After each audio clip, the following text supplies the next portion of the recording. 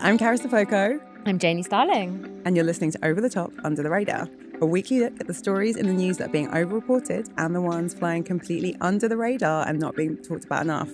My co-host this week, very, very excited, is Janey Starling, an award-winning campaigner, activist, communications expert, co-director of the gender justice group Level Up, and a musician. Have I missed anything? Don't think so. Okay, great. I'm trying to remember when we first met, but thank you for co-hosting this week. Pleasure. What a week to do it. What a week indeed. How did we first meet? It was definitely in like a feministy campaign. It was campaign boot camp. I was at campaign boot camp as a bright-eyed, very optimistic young feminist campaigner. And there was like a networking sesh at the end, which I know we both hate networking. So it's quite astounding we actually managed to speak. And I remember you asking me, what would your dream job be? And I was like, it doesn't exist. I want like a feminist campaigning organization that doesn't provide services, because the charities that provide services are so caught up in state funding and charity commission regulation that they can't actually be as bold as they want to be. And I also think in terms of like feminist politics, a lot of charities just reduce women into service users as opposed to like political agents. And I remember you just kind of getting that. And that was it. There was a vibe, wasn't there? And then many years later, fast forward, like we built the organization that you now work for and that you wanted to exist, which is called Level Up. You should check it out. We'll get into the overs and unders, but like career highlight for me, and I feel like it does relate to stuff this week, was that we flew a plane over a Premier League football match to call out a famous rapist. We didn't personally fly it. No, it was a very quirky man, plane man. Yeah, neither of us flew a plane, but I'd say, career highlight for me of Level Up has done loads of stuff. It still runs amazing campaigns. You should check it out. But career highlight for me was Cristiano Ronaldo was playing his first game for Man United, and through a series of feminist men who donated money, general feminist chutzpah, Level Up managed to charter a plane that flew over Cristiano Ronaldo's first football game and said, we believe Catherine Mayorga, the woman that he raped. Legally can't say that. But yeah, allegedly. So it's like allegedly. But yeah, I guess Level Up stands up to powerful interests. It organises around gender equality and does loads of great stuff. So kind of a good week for you to be here. Janey and I have both taken a look at the news agenda, and we've picked a story we think has been over the top, so like been reported too much, and one that's flown under the radar and we haven't heard enough about. I think I'm going to kick us off, and my over the top for the week is the Epstein files. Can't not talk about them. So I don't know when you're listening if you've been like deep in these, if you're in the subreddits, if you're watching the news. I think it will be very hard to miss that the most recent tranche, about 3 million documents of Epstein files, have been released. And I'm not pretending that we're getting too much coverage of the Epstein files. Like, this is obviously a big issue that affects people in lots of countries. But I am a little bit sick of the general tone of the media coverage. I mean, what's your vibe on that? Have you been like poring over them, dodging it? Like, what's your energy been? I have not dug too deep. I just feel like when are the conces gonna quench? Because there are a lot of big names in there. And some real big names. Seem to be any kind of actual action being taken. Yeah, so I think like there's a few things I want to say about this. I think the first is to say, there are a lot of big names in the Epstein files. Prince Andrew, we don't call him Prince now. He's called Andrew Mountbatten. Mandelson, like as you're listening to this, you are probably still knee deep in like headlines about Peter Mandelson. You've probably seen a picture of him in t-shirt and pants. I did not see at that Epstein's picture. house. You're lucky. You missed that one. Good for you. Things that are important about the latest tranche of Epstein files, I guess further collaboration of some of the people that were associating with this very wealthy, famous paedophile. Things that I think were missing in the coverage. So like, first of all, there is just this like, some of the headlines we're getting are the equivalent of like 2 + 2 = 4. So one of my favorites has to be, it turns out the picture of Prince Andrew with Virginia Giuffre wasn't faked. And it's like, no one thought it was faked anyway. Like, it never passed the sniff test. Come on. He claimed his hand was photoshopped in. We all knew it wasn't true. That's not news. So like, there's a whole bunch of stuff about the Epstein coverage that's like, it's not new, it's not surprising. There's loads of stuff now, and I think this is really happening in the UK. Like, it's become the Epstein files have become yet another crisis of Keir Starmer's leadership. So we saw Keir Starmer standing up in PMQs, I mean, pretty like devastatingly saying that he did the vetting of Peter Mandelson. So this is a disgraced, no longer even Labour politician who was briefly the ambassador to the United States. Turns out, long-time associate of Epstein, even after he'd been to prison for sex with a minor. Keir Starmer, it turns out, knew about his associations with Epstein. He's claiming that Mandelson lied. And now, in the last 24 hours, what we've seen is it's all blown up about Keir Starmer's leadership. Can he still be Prime Minister? Have the Labour Party MPs lost faith in him? What do you know about Mandelson when? And like, this isn't not important, but I think the thing that it misses for me is, this is a story that Westminster journalists already want to write. Keir Starmer's in permanent crisis. He's really unpopular in the public, in Parliament. He's a pretty bad politician. But by making this a crisis of Starmer's leadership and by personalising this about Mandelson or Prince Andrew or anyone, we lose the fact that for decades, a very wealthy paedophile ring was being run pretty much in plain sight. Like Epstein does a sort of sweetheart deal to go to prison in 2008. He barely serves any time. He's, on day release for like most of the days he's in prison. He comes straight out and goes right back to being a paedophile. And what these files really show is that for years after his conviction, he was not iced out. He was not considered untouchable. He was able to go back to trafficking women, being awful. And some of the richest and most powerful people in the world were happy to associate with him. And I think when we focus in on the individual and demonize people in these scandals, we lose like the bigger truth, which is, Keir Starmer's speech in Parliament, he said no one is above accountability. But like, they very clearly are, to your point. Like, there are, like, Peter Mandelson is going to be investigated by police. Maybe he'll be charged with misconduct in public office because, as well as hanging out with Epstein, he was sort of sharing like commercially sensitive information with him, state secrets, tips on how to lobby against the banker's bonus. But like all of this horrific stuff. And like at worst, Peter Mandelson's been stripped of his titles. Prince Andrew is stripped of his titles. But like, it's not true that no one is above accountability. Like, provably it is true that if you are rich and powerful, you are allowed to traffic women and nothing's really going to happen. Well, yeah, and also it just feels like, to the point around the story refocusing on Keir Starmer, it's almost as though all of the survivors who spoke out about this have become a footnote in a story about Keir Starmer's career. And I think that's actually like the other thing that just like really sticks in my core about it. Every so often, there's a few kind of like stock phrases that's just like classic of the kind of Epstein genre now. So one is, if you've been caught in some sort of an interaction with Epstein, you either have to say you don't remember or you really regret it. That's your kind of go-to. And then the other thing people say when they don't want to talk about something is like, this is really about the victims. So Prince Edward, brother of Prince Andrew, was in Dubai, unclear what for, got asked about his brother, more evidence that his brother was like pals with and a play friend of a famous paedophile. And he was like, we really need to focus on the victims. And I just want to slightly call bullshit on that because it's a lot of powerful men being interviewed, being like asked about Epstein. Meanwhile, the victims, many of whose names weren't redacted, these like heavily redacted files that it took ages to release because we've got to, protect all the rich and powerful people named in them.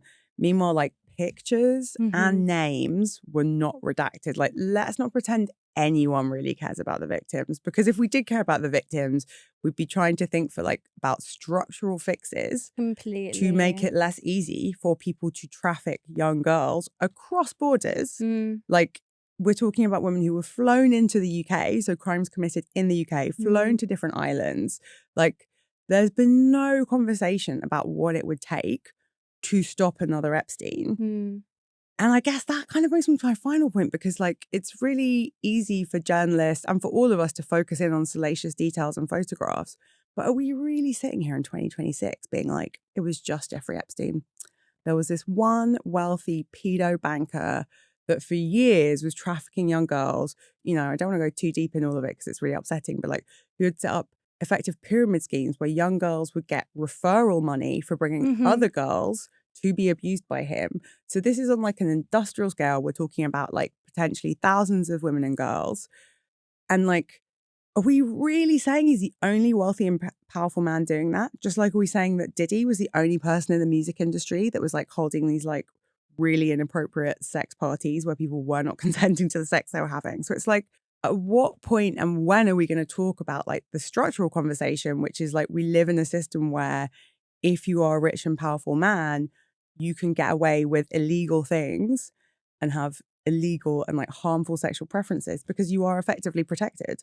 We're not really talking about how we prevent another Epstein, how we uncover the other Epsteins that are existing and operating now. And I wonder if that's a conversation that you are hearing in feminist spaces or like anywhere else. But for me, it just feels like we're digging into the salacious details, but we're not asking these bigger questions about like how men like this get to operate with impunity.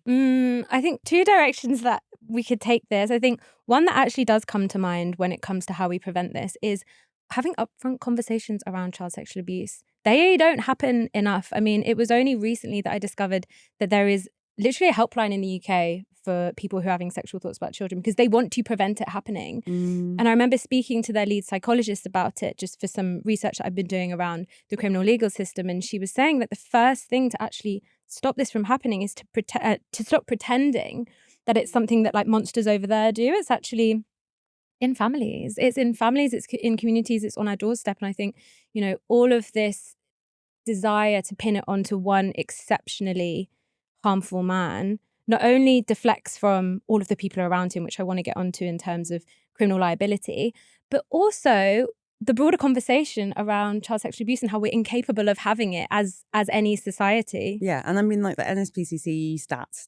estimate, like, you know, another thing Keir Starmer said that just really wound me up was he was like, you know, we can't really imagine the horrors. And it's like 1 in 20 people we can experience child sexual abuse. Yeah. We're not even talking about women that experience harassment or violence, which is like on the spectrum with a lot of the crimes we're talking about. 1 in 20 children in the UK will experience sexual abuse. So like, this isn't some like awful thing that's perpetuated by a couple of monsters who are all billionaires. Like, it's prevalent, it's rife. And you're right, until we talk about it and have a way to talk about it that's like destigmatizing for victims and survivors, but also, creates a system where people who are having sexual assaults about children could be identified before they cause harm. Yeah, I don't know where we go until we're honest about that. We have to be honest about it. And I think what frustrates me from a criminal legal system and an accountability perspective is, so obviously for the last 7 years, I've been working on a campaign to end the imprisonment of pregnant women and mothers. And we'll talk about that a bit more later. Yeah, please. And through that, I've kind of become familiar with who is actually in women's prisons in particular,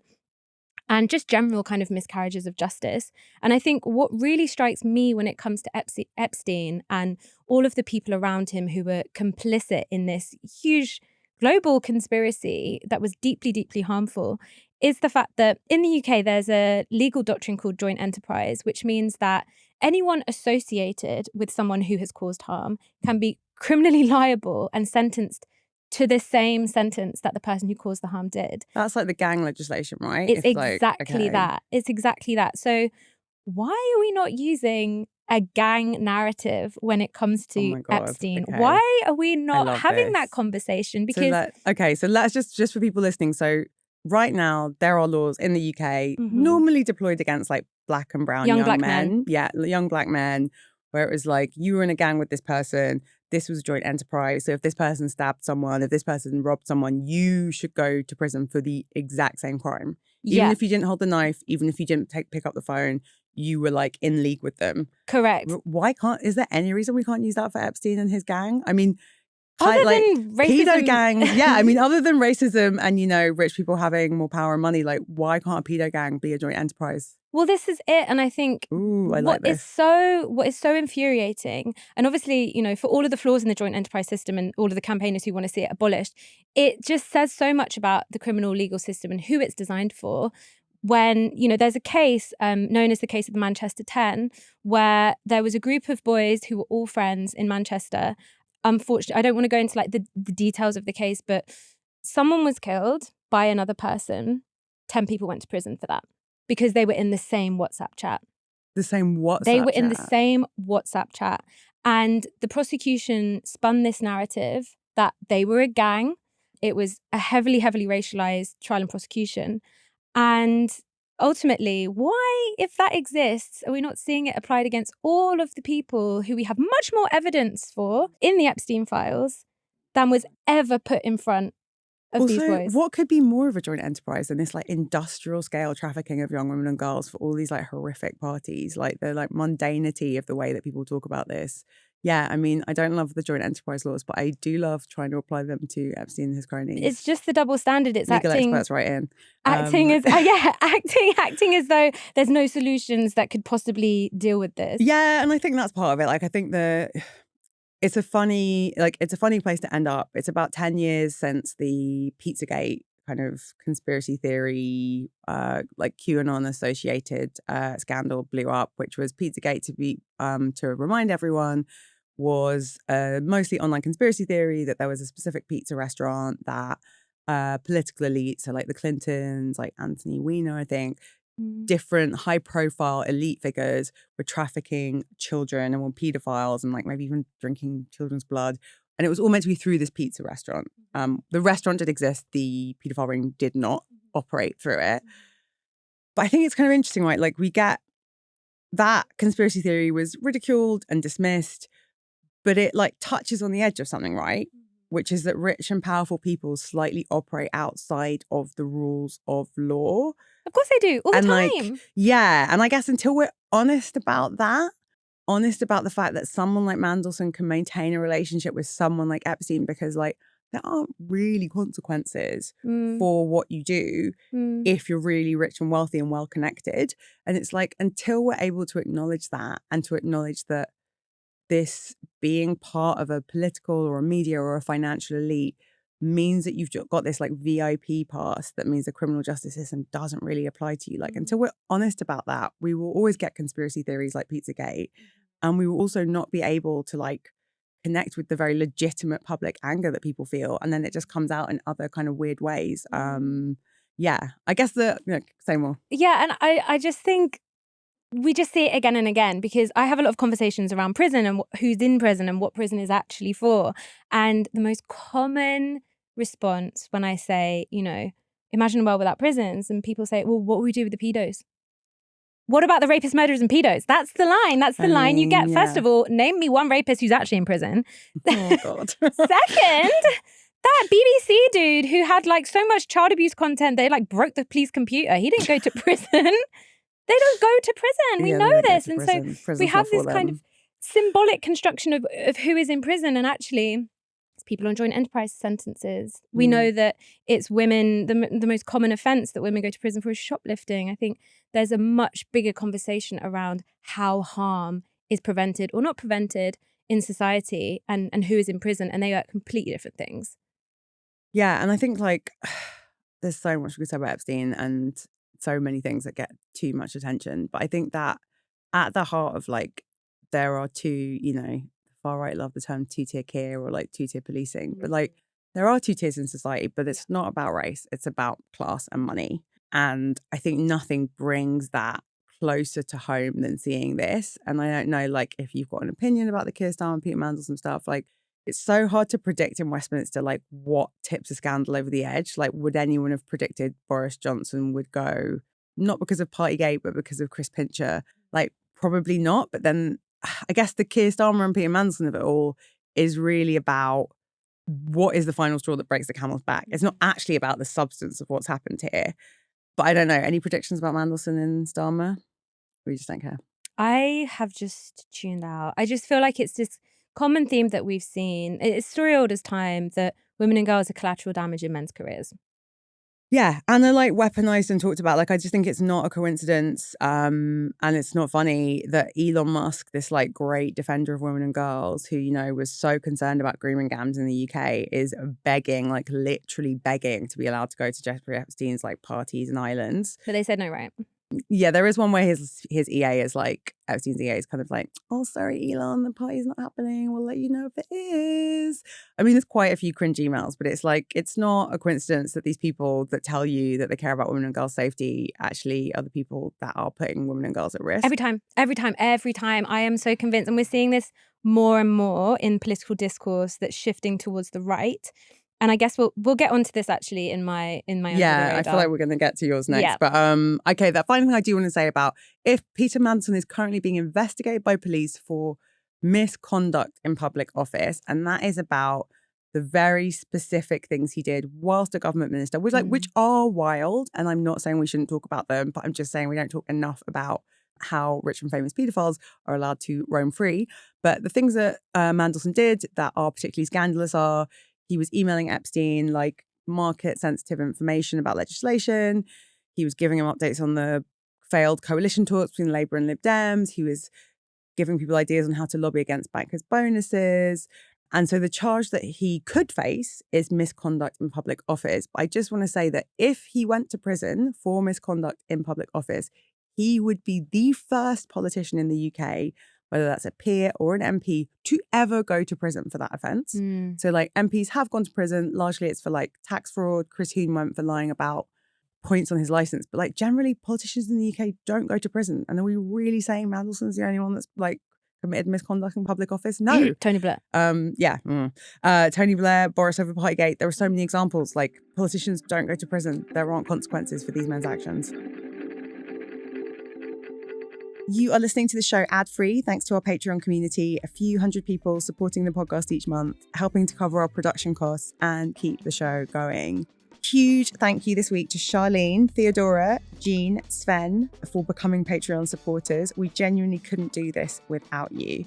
To make the podcast fully sustainable, we need about 85 more supporters. So if you've been thinking about signing up, now is the time.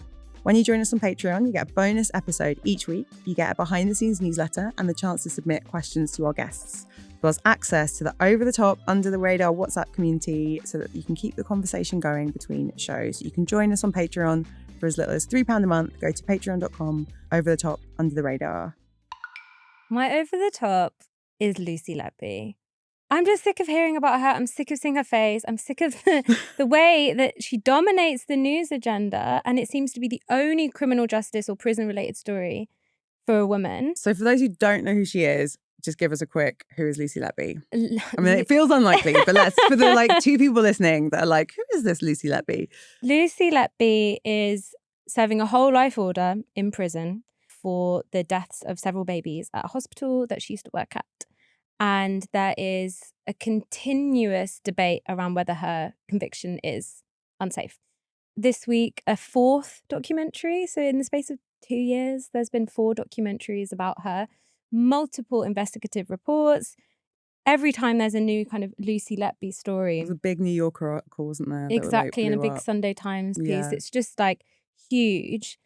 Then everyone just swarms around that. And I think it's really frustrating from 2 perspectives for me. One, because there are, almost 4,000 women in prison at any given moment. Let's talk about why some of their convictions might be unsafe. I mean, going back to joint enterprise, women who have been convicted of murder under joint enterprise because their abusive partner killed someone and called them on the way home, and because the phone call was made, it's been put that they were involved. That is what women are being sent to prison for life sentences for. And we don't hear about these conversations. And I think when it comes to prison in the public imagination, what is happening in reality and what happens in the news are so far apart. And I just feel like this constant air in the kind of Lucy Letby flame really keeps amplifying this understanding of who's in women's prison as like exceptionally violent and dangerous women. And that is simply not who are in women's prisons. So she's not representative of most of the prison population? Not at all. I mean, she's one of 4 women serving a whole life order. 4. And this whole life order that's like longer than a life sentence? It means you'll die in prison. Okay, yeah. Right. Basically, you're going to be in prison till you die. Yeah. I think it's an interesting one. Like she does get a huge amount of attention from the media. I don't think it's all unwarranted, right? It's a very extreme and shocking case. It involves like harming young babies in intensive care units.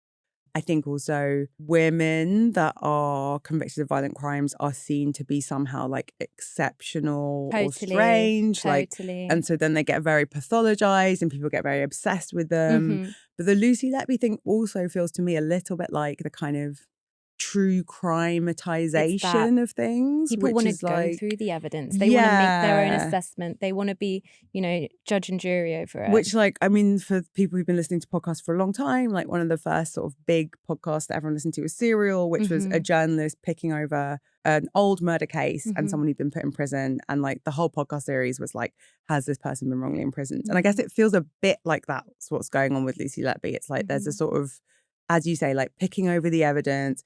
Everyone gets to make their own opinion, and like it's either this huge miscarriage of justice or she's this monster. And there's something like, I guess like there's some sort of entertainment value to that. Like I think you're right, but it's not a public interest necessarily. It's more of a just like getting to guess what she was like and kind of pathologize her in some way. And I think in comparison to, this week, and this isn't my under the radar, but it has gone under the radar, is that the 6 Palestine Action activists whose trial concluded this week were acquitted.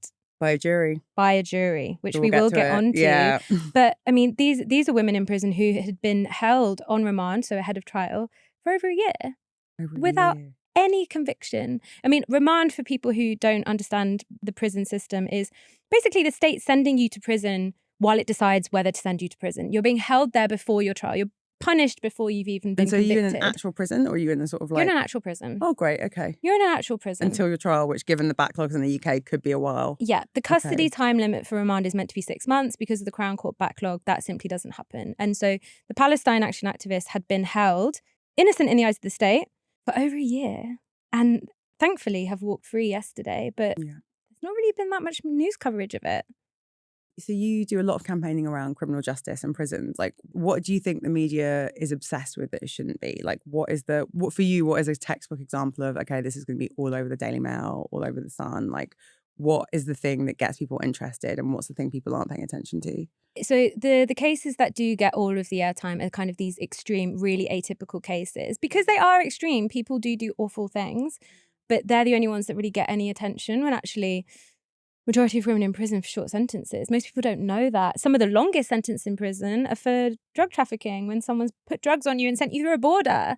We have such little understanding of actually who's in prison. And like you said, it's women who are considered, quote unquote, doubly deviant. So not only have they broken the law, they've gone against norms of femininity and what women are meant to do, and women are meant to be caring, that does feel like the Lucy Letby thing, right? She's I think it's true for the medical profession in general. There was a real fascination with Harold Shipman. He was a man, but like, I guess it's the idea of like people in caring professions who should be caring, who aren't caring. Like, I don't know. It is over, but I also see how like there could easily be another 3 documentaries about her, right? Because there probably will be. Yeah, because it just really scratches an itch for people, and it's either like this horrific miscarriage of justice, or she's this monster that we have to understand. And it's almost like there's no limit on how much the coverage there could be of her, right? Because you can always have an opinion, and it'll always be like, oh, well, this new thing came to light. I mean,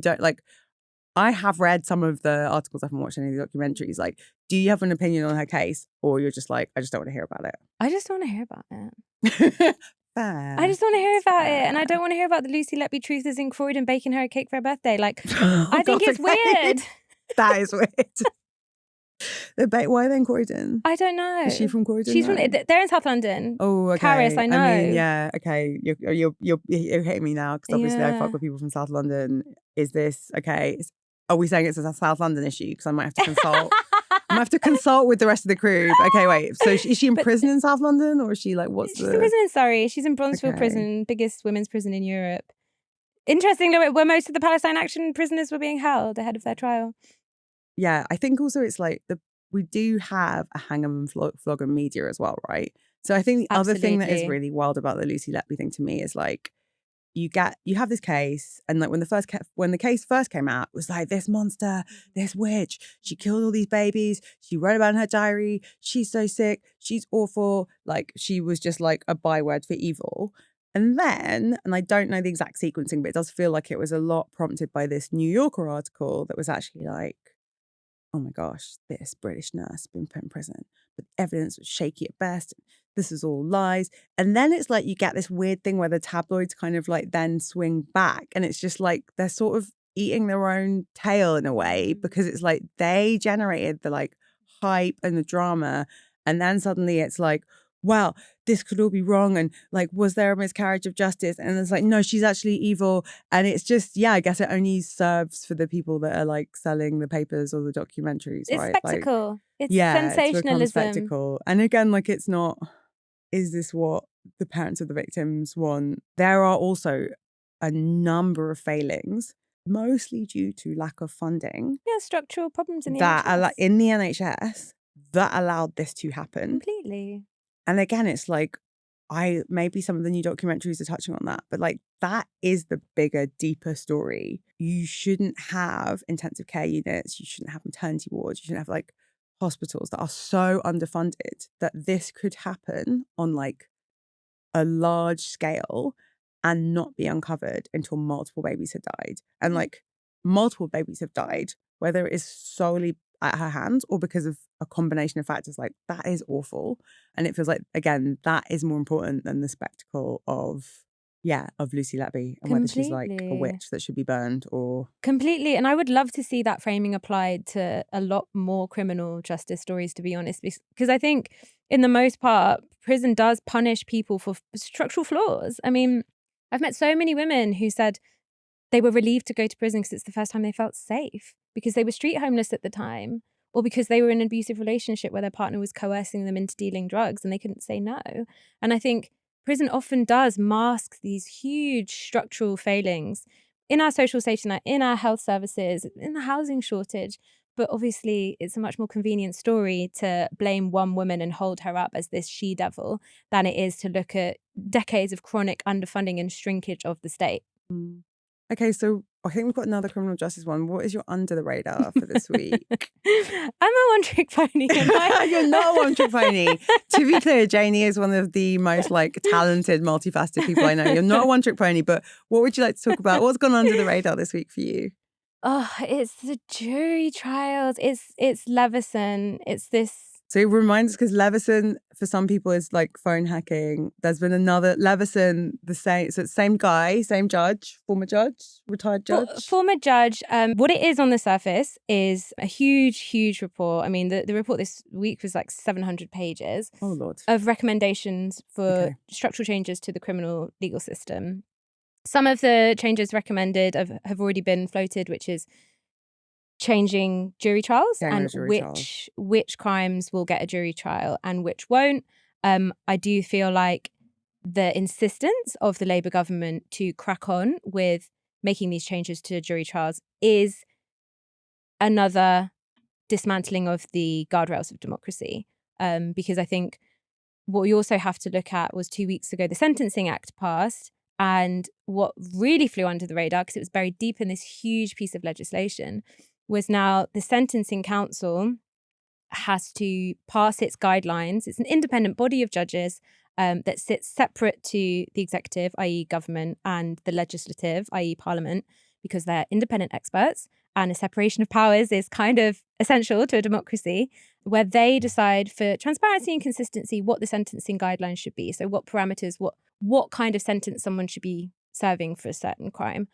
And now the Sentencing Council, for the first time in its entire history, since 2009, I think it was established, has to get the green light from the Lord Chancellor, i.e. the Justice Secretary, to pass their guidelines. That is such executive overreach. It's unprecedented. So I think looking at what's going on with the Sentencing Council and effectively having ministerial sign-off, political sign-off on the work of independent judges. Yeah, I kind of sort of zoom into that, because the Sentencing Council, it has come up on the podcast before and like other episodes, but like the Sentencing Council is like the sort of official guidelines for judges, maybe also magistrates, like people in the legal profession, people in the legal profession. You know, you're a magistrate or a judge, someone is found guilty, and the Sentencing Council have given guidelines for like, if you did this crime, you should go to prison for this number of years. If you did that, you should have to do community service. Like if you have, committed this crime 3 times, then you need to go to jail for this amount of time. And that's like, peers in the legal profession have sat and kind of come up with the guidelines. They are not perfect, presumably, by any means. Yeah. But right now, that is just something for the legal profession. But this Sentencing Act, which just passed, makes this like much more political. Hugely political. And political sentencing is how we got ourselves into a prison overcrowding crisis because of the last Labour government, Tony Blair's Labour government, and the tough on crime agenda, where politicians were driving up sentences, introducing new sentences like IPP. What's IPP? IPP is imprisonment for public protection. It's essentially a life sentence where you have to prove that you are eligible for release before they can release you back into the community. So a number of people who got sentenced under IPP are people who would have served 2.5, 3-year sentences, but because it wasn't their first offence, they were considered repeat violent offenders, and so they would have to pass the parole board to be released. But what happened was that sentence was effectively just written, and there was no accompanying guidance to judges on how it should be used. There was no extra funding inside prisons. There was no extra resourcing of the parole board. So what happened was there was a huge inflow of people basically sentenced to life, who were housed with life prisoners, who were not given a release date, and people who were initially sentenced to what's called a tariff ended up staying long past the time they thought they'd be in prison. So, and why did they stay past that point? Just because of the type of sentence they've been given? Because of the type of sentence. So an IPP sentence, let me break it down, has 3 parts to it. There's your original tariff. So that is basically the minimum amount of time you have to spend in prison before you can apply for parole. Mm-hmm. And then you apply for parole. And then once you are released back into the community, you will be under a life license and you have to check in with probation. You can't leave the country. You basically have to prove that you are safe to release back into the community. The fatal flaw in the sentence was there wasn't enough resourcing to actually hear people's parole hearings at the time their tariff was up. So I know a woman who was sent to prison for a 2.5-year sentence, and she ended up staying 16 years. 16 years? Yeah, it was 5 years until she had her first parole hearing because there was such a backlog in the parole board. And so that's an example of a political sentence, because it was created by politicians to say, we're going to be the toughest on criminals. If you're a repeat violent offender, you will not be released until it's proven you're safe to come out in the community. Right. In reality, there are a couple of hundred IPP prisoners who have now been transferred to secure units because they are so mentally unwell. The UN have said it's a form of torture. So I think that's the greatest warning of political sentencing. That's the backdrop, right? This sort of tough on crime agenda that New Labour had, that sort of, to be blunt, filled up the prisons. Our prisons are very much overcrowded now. So can you talk a bit about this sentencing act that passed? Because that we talked about it a bit a few months ago in the context of Robert Jenrick and him sort of demonizing these open borders judges. Yeah. So tell us about this sentencing act that just got passed and why the Sentencing Council is no longer independent of government, why ministers are going to be able to sort of say, we don't like these sentencing guidelines. What happened to lead to that? Politically, what happened? What is the story behind the Sentencing Act? So, the story behind the Sentencing Act is it's typical bread and butter Labour coming in, saying that kind of one of their landmark pieces of legislation is going to be a shake-up to sentencing. Ultimately, the legislation itself is unimaginative, unambitious. It's really not that progressive at all. I think what worries me is looking at the direction of travel and kind of Robert Jenrick has backseat-driven this. Robert Jenrick wants to abolish the Sentencing Council, wants to abolish the Judicial Appointments Commission, again, an independent body that sits outside of government, which appoints judges based on their technical expertise. His vision, ultimately, which he's kind of hinted at several times in different spaces, is to have a complete centralisation of judicial powers. And that's scary. Centralised to the government. Centralised to government ministers. And let's not forget, Robert Jenrick, until recently, was the Shadow Justice Secretary. He is now a Reform Party MP and member, but he has for a long time been running this kind of campaign against judges and the judicial system. As a result of the pressure he's put in the media, the Sentencing Act sort of capitulates to a lot of this. The Sentencing Act has put a provision in which basically says the Sentencing Council has to seek sign-off from the Lord Chancellor before the sentencing guidelines can come into place. It gives veto power to the Lord Chancellor and the Lady Chief Justice. Who's that? Lady Chief Justice is the most senior person in the judiciary, and she has said she can't imagine ever using that veto power because it would undermine the independence of the judiciary. But that is what is repeatedly being attacked. And I think what's really frustrating about the discourse around it is that Robert Jenrick and Shabana Mahmood played into this, that it's undemocratic to have an independent body of judges. And actually, Shabana, when she put this provision into the Sentencing Act, she said that this was a democratic lock on the Sentencing Council. And I think most people would understand something democratic to be good, right? You know, it's actually, okay, that's good because elected representatives, we vote them in and we're the ones who we've trusted them with our vote and they're there to serve us. Not really, when democracy is actually about a separation of powers and making sure the state doesn't have that much power over your own life. Also, like the legal, you know, our legal system is not perfect. I don't think either of us would defend it, but the incentives that like politicians and MPs are operating under are not always the best thing to ensure fair outcomes for people. So like, you're right, a democratic lock sounds great, but arguably juries are a democratic part of the legal system. Hugely. It's a jury that acquitted the Palestine Action Correct. activists.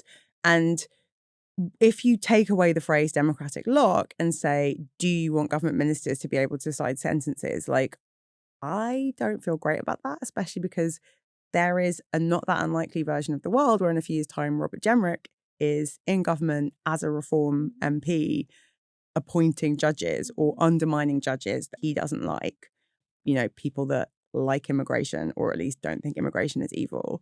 So it sounds a bit like Labour have baked in quite a scary... It's authoritarian. Yeah, it really is authoritarian. And I think, you know, when you're creating legislation, it's there in black letter ink for governments to come, right?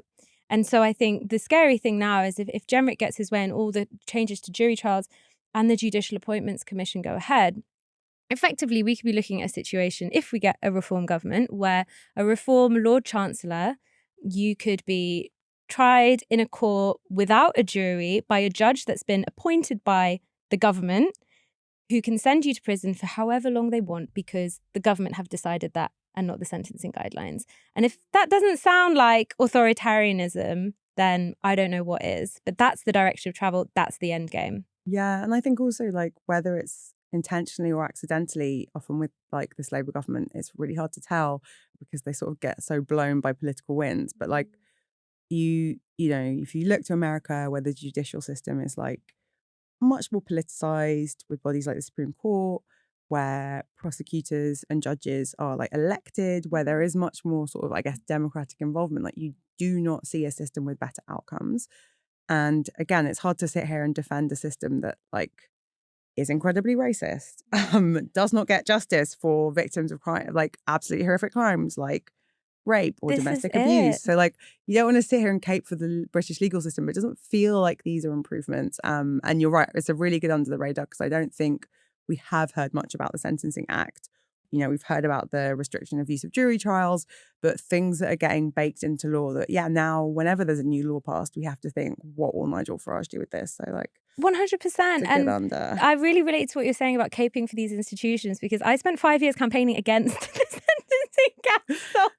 And now I'm like defending them, which is the weirdest position. Like literally 5 years of back and forth, lobbying, campaigning, protesting, writing letters, submitting to their consultations, telling them you need to change the sentencing framework for pregnant women and mothers. Fair play to them. They did listen. They did put these changes in because they're an evidence-led body that's run by judges and technical experts. And I trust them far more. If it comes to it, I don't want anyone to be sentenced, but if it comes to it, I'd rather they're making those decisions based on jury, ultimate decision-making, than one guy. One guy, just one guy. That guy could be Robert Jenrick. Okay, it's good under the radar. So my under the radar is about a campaign that you won very recently. Oh! So we sort of alluded to it a bit, but so my under the radar is that Janey and the team at Level Up been running a campaign for like 5 years, 6 years? How long? Yeah, 7. If we count from when we started prepping. Let's count from when it started. A 7-year campaign against pregnant women being imprisoned. I'm going to get you to explain a bit more about the campaign and why you ran it. But one good thing that happened in the Sentencing Act is that you have won and that the guidelines have changed. So, I mean, you're going to give the context of the campaign better than I can, but Janey is a brilliant campaigner, an activist for a number of reasons. But one of them is she's really able to like see something unjust and see a route to changing it. And I've experienced that a number of times. Janey and like other Level Up people are responsible for changing like media reporting guidelines on domestic violence. So if someone is killed by their partner or former partner, the way that journalists talk about it matters. And Level Up ran and won a campaign on that. And I wonder if you could talk a bit about pregnant women in prisons, because it's a bit of it's an interesting one, and it's picking an issue that in the UK is quite hard to campaign on. Like, we're not a country that is very forgiving to people who commit crimes. So I'd love you to tell me a bit more about the campaign, how you won it, and sure, the good news story for the end of the podcast. The campaign all began in 2019 when a woman called Rihanna Cleary, who was on remand, held before she had been serving any sentence, went into labour in her prison cell. She ended up having to give birth to her baby alone without any medical assistance. She'd called for help multiple times. No one came. She actually had to bite through her own umbilical cord. When the guards came around the following morning, unlocking everybody's cells, they found her blood everywhere, and she was holding her dead baby. Now, that case was so harrowing and just so barbaric. And yet the response at the time were, some charities and also the government was saying, oh, we need to improve access to healthcare for pregnant women in prison. And I just thought, that's stupid. Why are pregnant women in prison? There's no way you can reform a prison to make it safe for pregnant women. There's just simply no way. And so we started a campaign which initially set out to shift the discourse away from reforming conditions inside prison, which is delusional and a waste of time, because a prison is a prison. They're understaffed, they're cruel places, they will never be places of care, to actually questioning, well, what if we just didn't send them to prison? What would we do instead? And who's responsible for that? The Sentencing Council. So we wanted to shift the focus away from prisons and back onto the courts. Like, why are we sending pregnant women to prison? It's so unsafe. Not just Rihanna's baby, Aisha Cleary. That was not the only baby that died in that year. In 2020, 9 months later, a woman called Louise Powell went into labour on a prison toilet in Style Prison in Manchester. And her baby died as well. So it was like 2 babies died in the space of a year, and the government was still not one of them reconsidering. was on remand, so she hadn't even been found guilty. Exactly. One of them was on remand, the other was on a short sentence. So it was just such a glimpse into the horrors of what women are facing in the prison system. And I think there's often this naivety where people think, oh, all it's going to take is one scandalous story and then the system will change. That never happens. We knew that if we didn't seize that cultural moment to pull the needle away from prison reform and onto changing in sentencing, then it would just blow over and the next horrible thing would happen. So we just started building a coalition with women who'd experienced their pregnancies in prison, with charities, with lawyers, with academics, and it kind of became this like big snowballing movement, including the Royal College of Midwives, where we were saying prison will never be safe. You have to introduce a new sentencing framework for pregnant women. And so for the kind of first few years of the campaign, we really were just like seeding that narrative in the media, on TV, wherever there were opportunities. We did some amazing protests. We did some very cute protests with lots of babies. Breastfeeding protests outside the MOJ. So it was like multi-pronged. And then the magic thing that started happening was women's cases started coming through to us. So we'd get women's mothers calling us saying, hey, I've just seen you do a Channel 4 News interview. My daughter's pregnant in prison at the moment. Can you help get her out? And we would take the cases, find lawyers to appeal the sentences, and then start producing legal precedents. So we would be getting the women out so they could give birth to their baby safely. And then that would contribute to case law, which we would then again take to the Sentencing Council and say, look, there's a sea change in sentencing in the Court of Appeal. You really need to make sure that this is upheld across all of the courts when people first come to them. So long story short, 7-year story short, the Sentencing Council produced new guidance that says that courts have to consider pregnancy. It should be avoided at all costs to send a pregnant woman or a primary carer to prison. You've got to be conscious of the fact that the prison ombudsman, in response to these baby deaths, has said every pregnancy in prison is high risk by virtue of the fact a woman is held behind locked doors. So you can't really argue with that. They're saying that the nature of a prison makes it unsafe. And then following the Sentencing Council changes, the government have replicated the same thing in the Bail Act amendment, which is in the Sentencing Act. So in the Bail Act, they've now changed it to say that courts must consider whether someone is pregnant, whether someone is a primary carer to a dependent child when they're deciding. That means even just if you have a dependent, that will not have somewhere to live if you go to prison, that's going to be taken into account. Yeah, because 19 out of 20 children whose mother goes to prison end up having to leave their home. So when you send a woman to prison, you blow apart the entire family unit. It's devastating, and the trauma that produces for generations is avoidable. We don't need to be doing that. So signals a hopeful direction in travel, which is now underscored by frameworks that we can hold them to account for. Because it seems really, really weird whenever I explain this to people. Oh yeah, we've campaigned for them to actually consider pregnancy before sending someone to prison. Like, how is that not even a consideration? But now it is. Well, I'm glad you explained that, and thank you for explaining it so clearly. I think the reason I wanted to talk about it as an under radar, partly because you're coming on the show, but I think also because, it's pretty desperate times. The headlines are very bleak. Lots of sad and frustrating and horrible things happen day in, day out. This has been another classic week of them. But I think it's really interesting and important, and something that, journalists aren't ever going to really report in any detail, to point to the bright spots and the times that progress is made and people win. And I think the other reason I wanted to talk about it is that this was a lot of hard work getting to grips with this. Is, on the one hand, over the last 7 years, I've seen you and people you're working with running around the country trying to get women out of prisons, trying to, pull evidence together for appeals, submitting to government consultations, and just the sort of emotional roller coaster of that, the emotional support you're providing to people and to one another. And I think I'd love to live in a world where, journalists would report on this kind of stuff in detail, and we don't. But I think we should pause and take the time to celebrate wins like that, but also to understand the amount of work it took to put into it, right? And I think that I really liked what you said about a bad thing happens and that's enough. It's never enough. Oh no, it's never enough. You have to build political counterpower to make sure it can never happen again. And I think it takes staying power. I think it takes we had a really razor sharp strategy.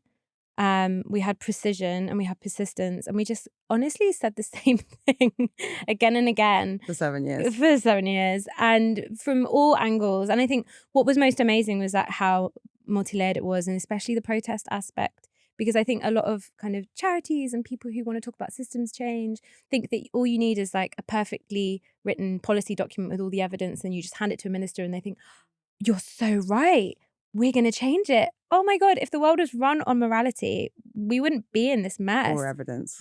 Or evidence, exactly. Yeah, no evidence but is needed. It was so amazing seeing, for example, just before Christmas, so last year there were cases of women who were being handcuffed to prison officers during childbirth.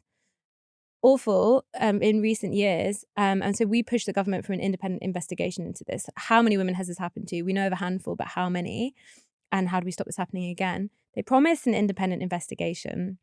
6 months later, it hadn't happened. So we went to the Ministry of Justice. We did a nativity-themed chaos protest. Oh my God, nativity-themed protest. Literally, don't cuff Mary. We made a giant Christmas card for the prison minister saying you wouldn't cuff Mary. That's so good. I love it. Oh my God. It was children with the poor MOJ. tinfoil halos and someone dressed as Mary. And within an hour, the government lawyers had been on the phone to the women's lawyers and said, we will have the terms of reference for the investigation. Wow. Protest works. It gets the goods. And also I think the government is really scared of the power of mothers. I think the political power of mothers will bring the prison system to its knees.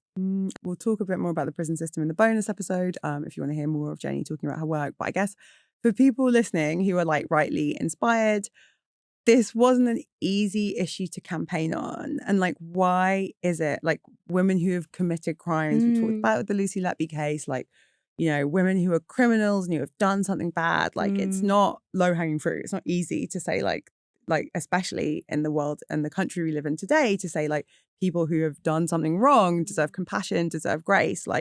What made you run towards that? And then the kind of second question is what would you say to people who are inspired about and want to be able to campaign and be activists and make the world a bit less shitty than it is? So what advice do you have to people, but also what makes you run towards an issue like that? It was just the right thing to do, and no one else was doing it. Just felt so straightforward. And yeah, it's challenging, but I think I'm really interested in how you can frame an issue in a specific way to cut through to an audience that would never understand it otherwise. And I think the way that we maneuvered all of the prejudice and stigma around prisons, because when you say prison, people think tall walls, barbed wire, pedophiles, rapists, murderers. What we did very visually as well with the baby protest was focus this on an almost Madonna and infant sacred bond between mother and child. And once we put that into the fore, the prison system was such an obvious violation of that people didn't question it, because it's such a universal value that people really resonated with that and saw the violation for what it was. And our messaging was just completely uncompromising throughout. It was so, prison will never be a safe place to be pregnant, and the imprisonment of pregnant women, which then led to broader conversations about why women are in prison, why we have prison. And I think, which is like, I mean, we could do a whole podcast on it, but like the women's prison population is different to the men's prison population. Like, we won't get into, like, not everyone is a woman or a man, but like most women who are incarcerated have had like very, very difficult lives and are in prison for like often, well, you can speak to it better than me, but like failures in our social safety net. Yeah. Like people who are survivors of abuse, hugely overrepresented, care leavers, like people who've had really, really tough things happen to them and then often have committed like not super serious crimes. Is that like a fair representation? Yeah, absolutely. And have often been coerced into crime as a way of surviving, or because they didn't have an opportunity to say no. I mean, I know a woman who was sent to prison on an 8-year sentence for dealing cocaine because her abusive partner forced her to. And she was separated from her 3-year-old daughter throughout that time. It's just so cruel. It's so cruel, and it's avoidable. It's not necessary. It's not inevitable. Thank you for listening to Over the Top Under the Radar. If you love this conversation and you want to hear more of Janey, you can sign up at patreon.com/over the top under the radar and hear the rest of our conversation in our bonus episode.